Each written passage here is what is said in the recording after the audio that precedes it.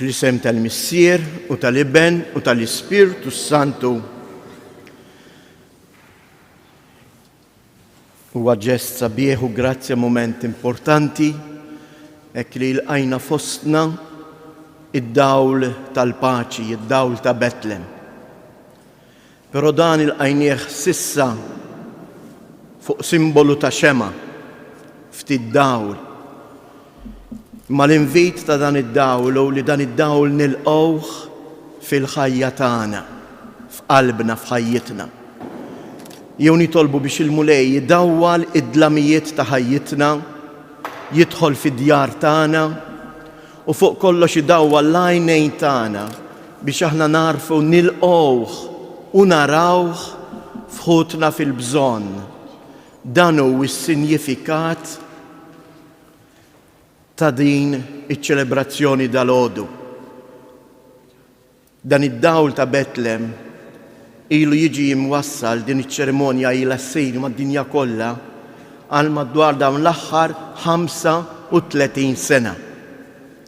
Nilqu għalhekk anke fostna il-ħutna, ribtana, l-Scouts ta' Rakuza.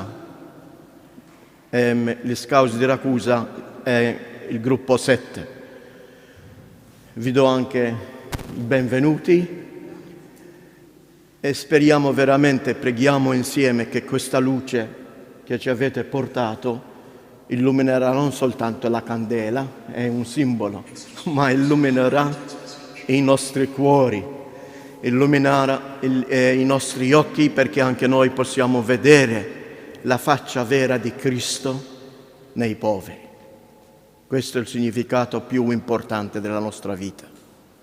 Cristo nato povero e continua a nascere povero, lo troviamo anche. I pastori l'hanno trovato in una mangiatoia, ma anche noi, Cristo oggi, spesso lo troviamo, specialmente noi, sia alla Sicilia sia a Malta. Sono tanti battelli e non è qualcuno che ha anche perso la vita, che si è annegato. Preghiamo perché veramente questo Natale fa di noi persone aperte per aiutare gli altri, per accogliere Cristo. Accogliendo Cristo, accogliere l'altro. Perché quello che avete fatto con i più piccoli l'avete fatto a me. Io eżis mena issa fil-waqt li narfu n-nuqqasijiet tagħna nitolbu maħfra għal ħtijietna.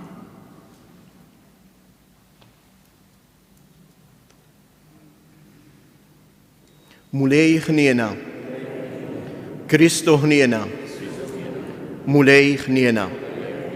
Iħenna lina Alla li jista' kollox jaħfrilna dnubietna u jwassalna għal ħajja ta' dejjem. Nitolbu. U Alla, il-Verġni bla teba imħabbra mill-Anġlu laqet fil-ġuf tagħha il-Verb Etern u mimlija bid-dawl tal-Ispirtu Santu saret amara ta' Alla. Nitolbuk li bl-istess umiltà norbtu qalbna mar-rieda tiegħek bibnek Ġesu Kristu Sidna li juwal u li miegħek jgħix wisaltan fl-imkien ma l-Ispirtu Santu kull ġieħ glorja għal dejjem ta' dejjem.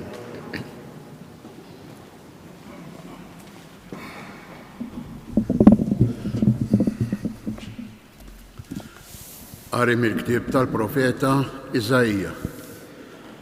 F'dak iż-żmien il-mulej is-sokta jkellem lil-Laħaz u jgħidlu: itlob sinjal għalik minant il-mulej, Alla tiegħek, f'qiegħ l-art jew fl-għoli tas-smewiet.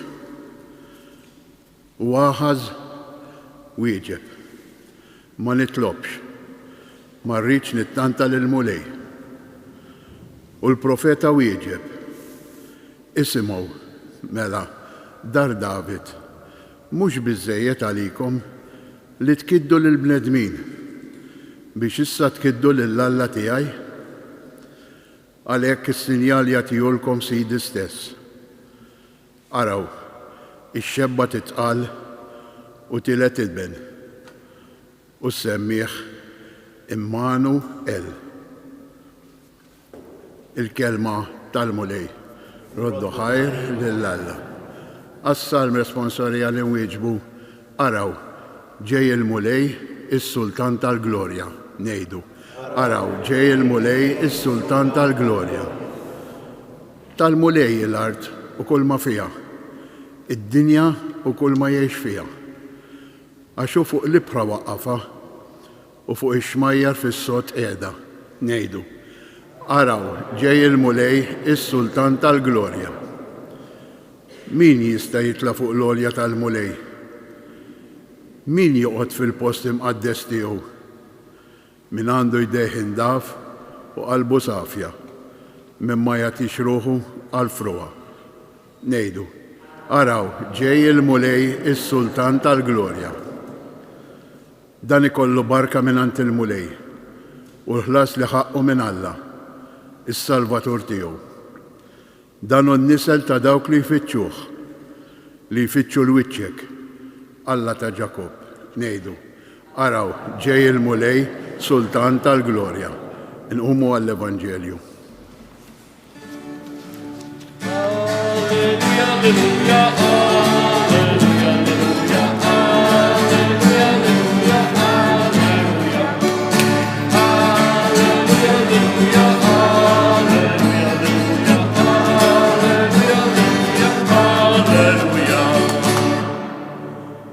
O miftiħ ta' David li tiftaħ bibin is-saltna ta' dejjem.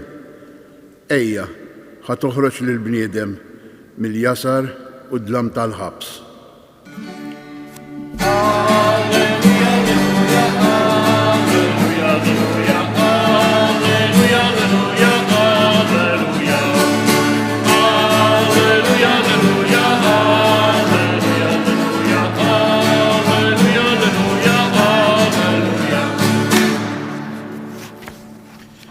Il-mulej ma'kom.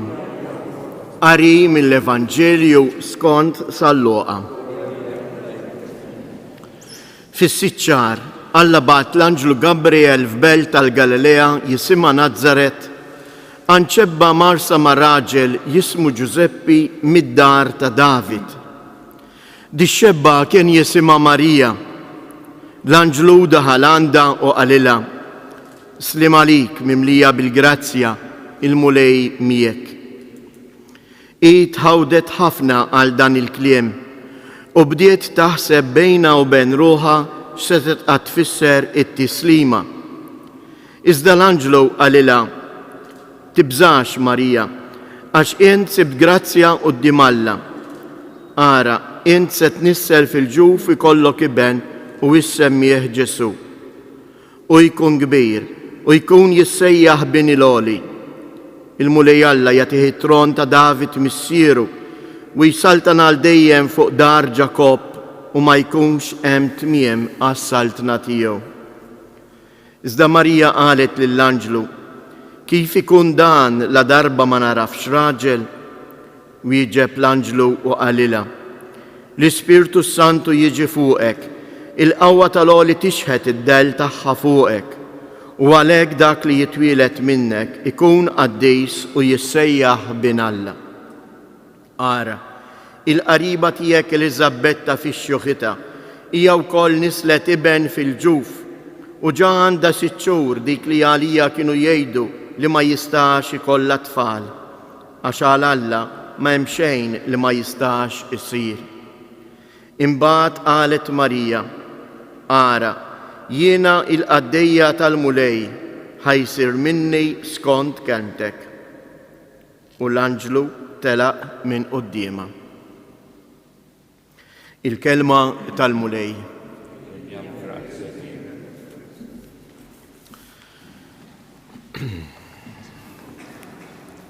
Il-qari ma żilnieħx aħna, il-qari tatulna l-Knisja fil-liturġija tagħha llum tal-20 ta' Diċembru qegħdin fin-novena.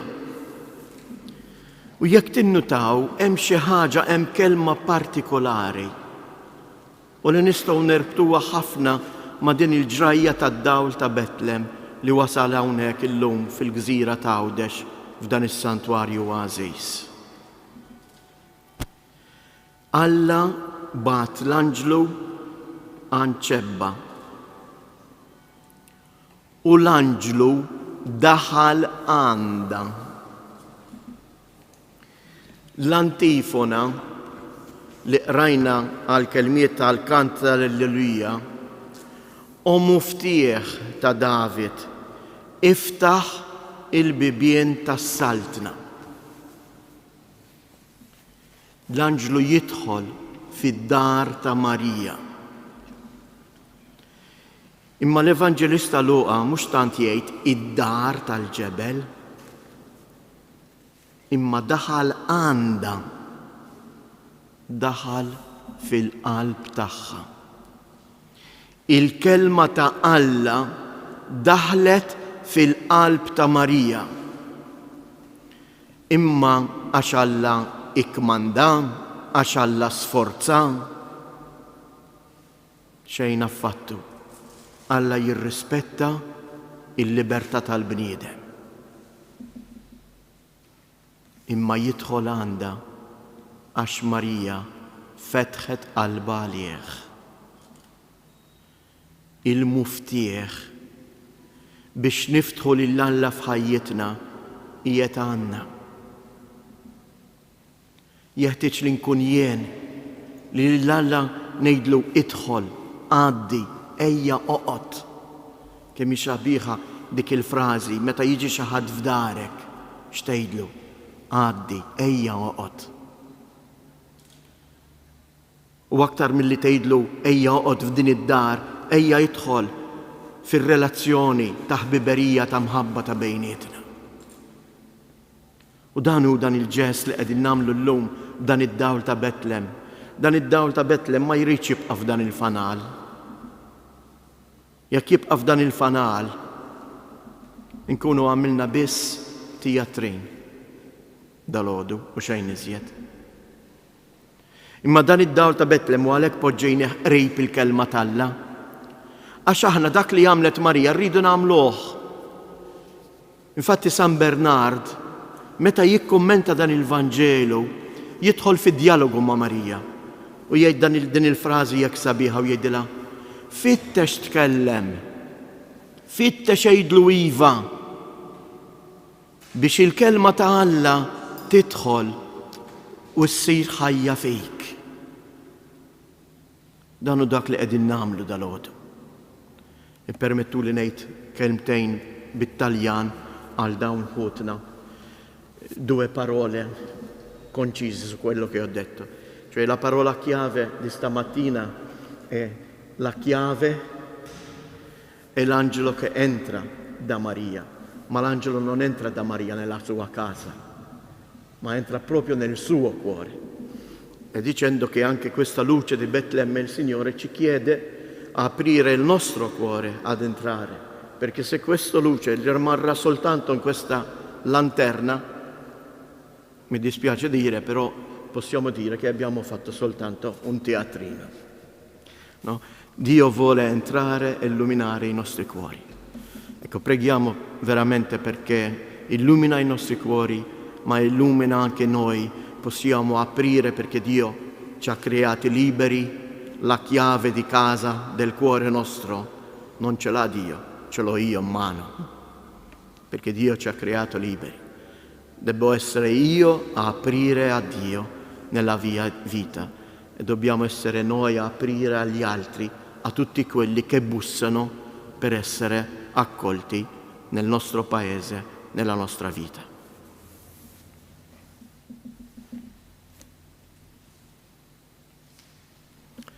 Jehud jeżies issa nqumu bil-wifqa u nresqu it-talbiet tagħna. Nitolbuk mulej biex fuq l-eżempju ta' Marija il-Knisja tkompli tirrispondi għal kelma tiegħek u twassala fil-qalb ta' kull bniedem. Nitolbu għal gvernijiet biex mad-dinja kollha huma jaħdmu tassew għal libertà ta' kull bniedem biex kull bniedem isib id-dinjità tal-għejxien tiegħu. Nitolbuk Mulej biex din il-ġrajja ta' dalgħodu tidħol tassew fil-qlub tagħna u ddawwal il-ħajja tagħna bil-preżenza tiegħek. Nitolbu. Il-lejla minn diversi parroċċi u anke persuni matul dawn il-jiem żgur sejjerin jiġu biex jieħdu dan id-dawl. Ejjew nippreżentaw fuq kollox lill-morda tagħna fid-djar u fl-istarijiet tagħna biex dan id-dawl idawwal il-preżenza ta' Alla, iddawwal u tagħti l-għajnuna il-dawn ħutna. Nitolbu.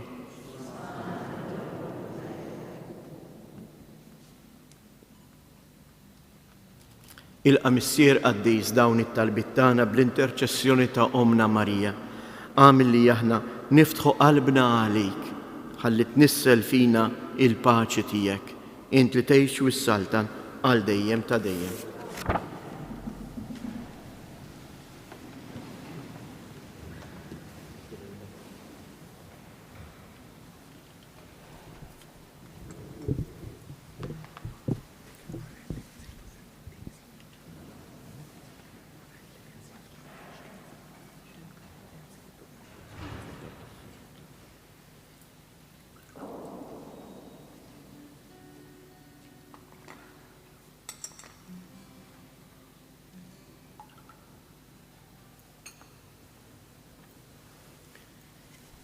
Imbirek int Mulej Alla tal-ħolqien kollu għax fit-tjubitek tajtna l-ħobs li nofrulek frott tal-artu xogħol il-bniedem li minnu jsir għalina il-ħobs tal-ħajja. Imbirek int Mulej Alla tal-ħolqien kollu għax fit-tjubitek tajtna l-inbit li qegħdin nofrulek frott id-dilja u xogħol il-bniedem li minnu jsir għalina ix-xorb tar-ruħ.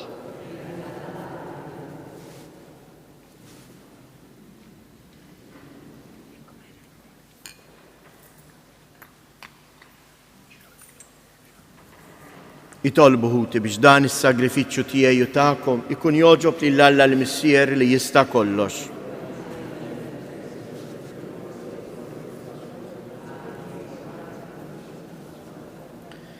Ħares Mulej lejn is-sagrifiċċju li ma bħalu li sejrin nofrulek biex bis-sem tagħna f'dan il-misteru nirċievu dak kollu li nistennew li b'fidi kbira nittamaw li jingħatalna bi Kristus Jedna. Il-Mulej ma'kom, nerfgħu qlubna il fuq, niżżu ħajr lill-Mulej Alla tagħna. Sewwa u xieraq tas-sew Mulej Missier Qaddis, Alla ta' dejjem li tista' kollox, tajjeb u taġi tas-salvazzjoni tagħna li dejjem u kullimkien inroddulek ħajr bi Kristus Jedna. Lilu ħabbru il-profeti kollha fix-xandir tagħhom, l-Om Verġni stennitu bl-akbar għożża, Ġwanni ħabbru b'tifħir meta qorob u orjeħ meta wasal. U qiegħed jagħtina li bil-ferħ nitħejjew għal misteru ta' twelid tiegħu biex isibna nisru u nitolbu u nitennew fit-tifħir tiegħu. Għalhekk mal-anġlu u l-arkanġli, matroni u mad-dominazzjonijiet, mal-qtajja kollha tal-iżżirġ tas-sema intennu l-innu tal-glorja tiegħek u ngħidu bla qiegħda Qaddis, Qaddis, Qaddis, Mulej Alla tal-eżerċti, is-smewwiet u l-art mimlija bil-glorja tiegħek, Osanna fl-ola tas-smewwiet, imbirek minn ġej f'isem il-Mulej, Osanna fil-oli tas-smewwiet. Qaddis tas-sewwient Mulej, inti lajn ta' kull qdusija. Qaddis għalhekk nitolbuk dawn l-offerti bil-barka tal-Ispirtu tiegħek biex isiru għalina il-ġisem u id-dem ta' Sidna Ġesu Kristu.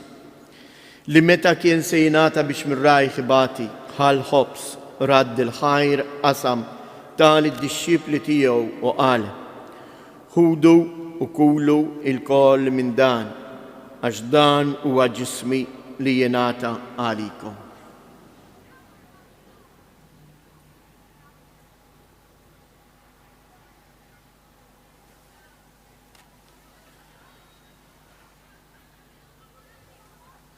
Ekku koll wara li klaħa l-kalċi, reġa radd il-ħajr tal-disċipli tiegħu u qal: ħudu u jxorbu minnu il-koll, għax dan huwa l-kalċ ta' demmi tal-patt il-ġdid li jibqa' l dejjem. Id-dem li jxirrita għalikom għal bnedmin kollha għal maħfra ta' dnubiet. Għamlu dan b'tifkira tiegħi.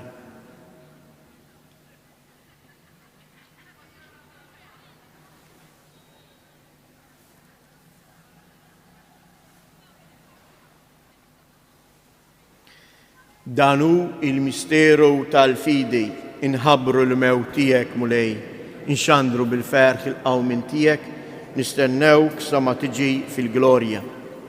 Għalhekk aħna nagħmlu dan b'tifkira tal-mewt u l-qawmien ta' Sidina Ġesu Kristu, nofrulek mulej il-ħobs tal-ħajja u l-kalċi tas-salvazzjoni u nroddulek ħajr għaliex oġbok tilqana hawn quddiemek biex naqduk.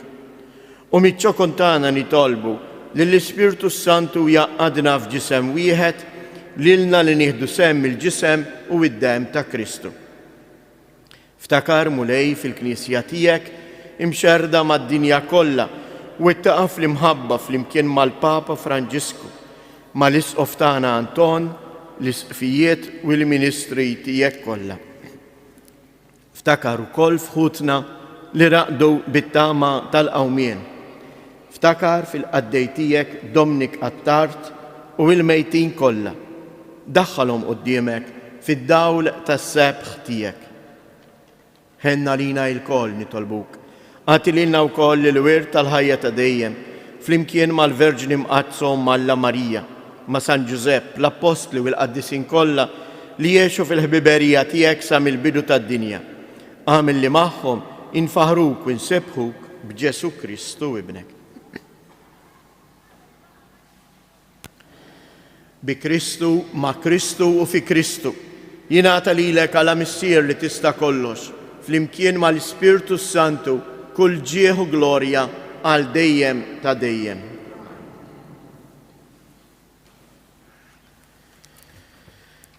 Sejrin nitolbu it-talba li qalilna u għallimna s-Sinjur tagħna Ġesu. U x'qalilna ngħidulu l-missier? Qalilna ngħidulu ejja għandna, ejja oqgħod għandna. Ħa tiġi saltnatek, dak hu li tfisser tiġi s-saltna tiegħek. Walek ejja uħuti ngħidu flimkien. Missierna li inti fis-smawiet jitqaddes ismek, tiġi saltnatek, ikun it-tritjent kif is-sema hekk fl-art.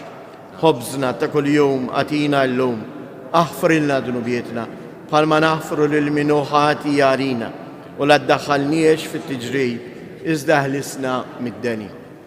Eħlisna nitolbuk mulej minn kull deni.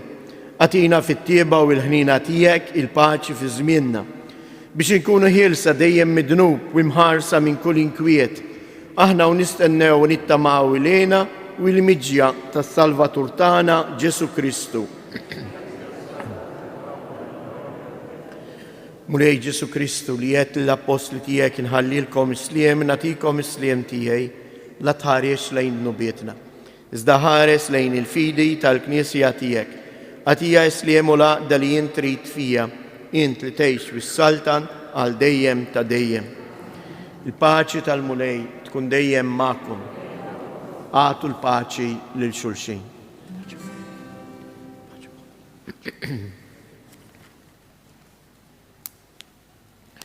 Ħaruf ta' Alla li tneħħi d-dnubiet tad-dinja ħenna għalina. Ħaruf ta' Alla li tneħħi d-dnubiet tad-dinja ħenna għalina. Ħaruf ta' Alla li tneħħi d-dnubiet tad-dinja għatina il-paċi.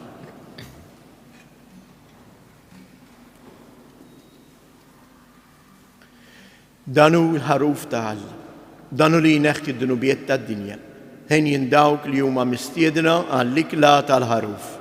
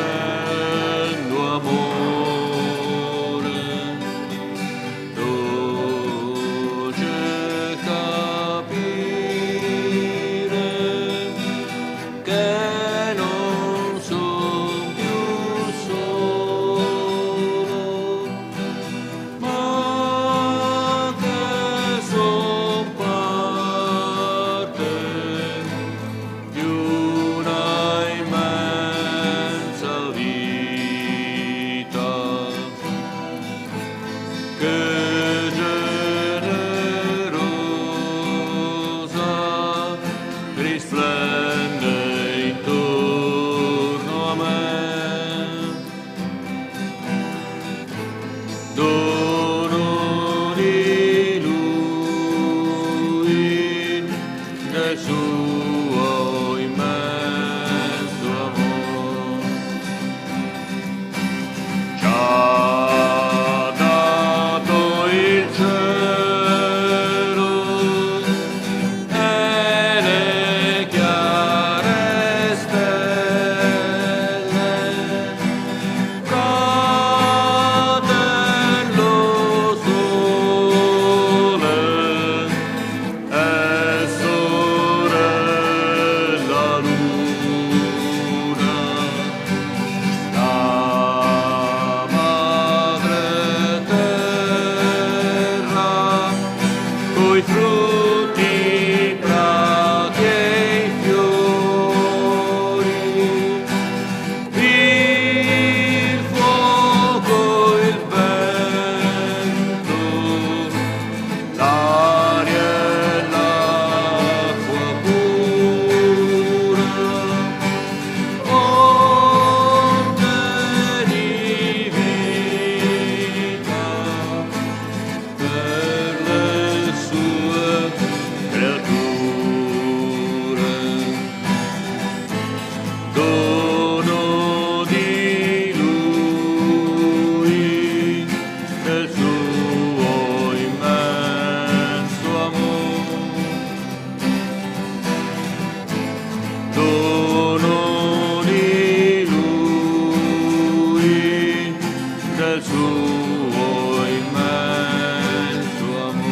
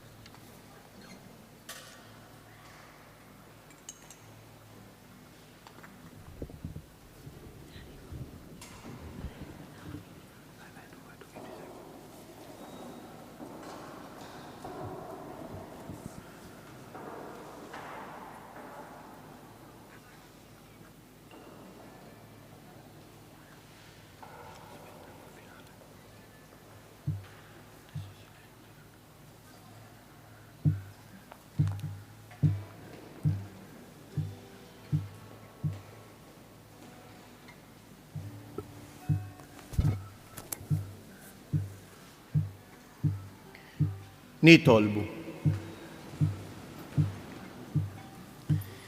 Bil-għajnuna tiegħek mulej, ħares lilna li inti titma' bl-ikel tas-sema biex ingawdu l-frott tal-misteri tiegħek u nitennew fis-sliem tas-sew bi Kristus Siedna. Issa nerġgħu nagħlqu dan qudiesa billi nagħmlu ġest ieħor sabiħ billi dan id-dawl Se nidħlu bih issa fil-kappella ħdejn il-Verġni Marija. U kif l-anġlu daħal għandha il-kelma tal-Alla dawlet il-ħajjita, hekk issa b'dan is-simbolu rridu nfissru se nixtel il-lampa li nżommu kuljum tixel quddiem il-Verġni Marija kif ukoll dwar oħrajn. U nistieden ukoll il dawk il-persuni li għandhom il-fanal biex jieħdu dan id-dawl dolodu stess id-dar jidħlu jiġu magħna ħdejn il-kappella, inżommu dejjem id-distanzi, imbagħad fit-tmiem wara li ngħidu anke tliet avamarijiet lill-Omna Marija jingħatalkom id-dar biex intom dan id-dawl teħduh id-dar u twasluh anke għal fejn hemm il-morda. Nixtieq li tafżawhom u tgħidulhom fil-lejl tal-miliet intom se tkunu fit-talb tagħna mis-Santwarju ta' Pina. Il-mulej magħkom. Iberikkom Alla li jista' kollox, il-Missier, l-Iben u l-Ispirtu Santu.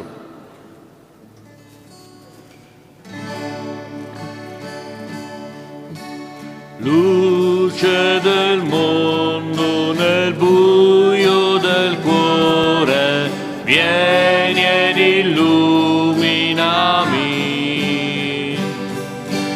Tu mia sola speranza di vita, resta per sempre con me. Sono qui a lodarti, qui per adorarti, qui per dirti che tu sei il mio Dio, e solo tu sei santo, sei meraviglioso, degno e glorioso sei per me. Re della gloria e Re della gloria, vieni a terra fra noi. Con umiltà il tuo cuore è trasciato, per poi mostrarti il tuo amore. Sono qui a lodarti, qui per adorarti, qui per dirti che tu sei il mio Dio, e solo tu sei santo, sei meraviglioso, degno e glorioso sei per me.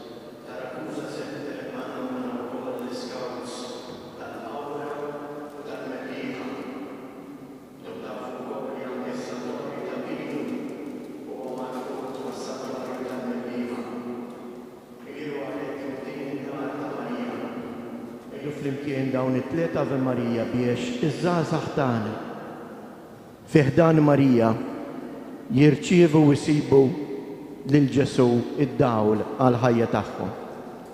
Sliem għalik Marija, bil-grazzja mimlija l-mulej miegħek, imbierka inti fost in-nisa, imbierek il-frott tal-ġuf tiegħek Ġesu.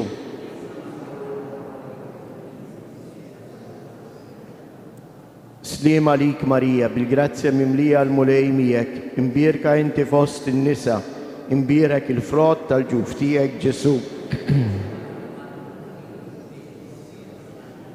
Sliem għalik Marija, bil-grazzja mimlija l-mulej miegħek, imbierka inti fost in-nisa, imbierek il-frott tal-ġuf tiegħek Ġesu.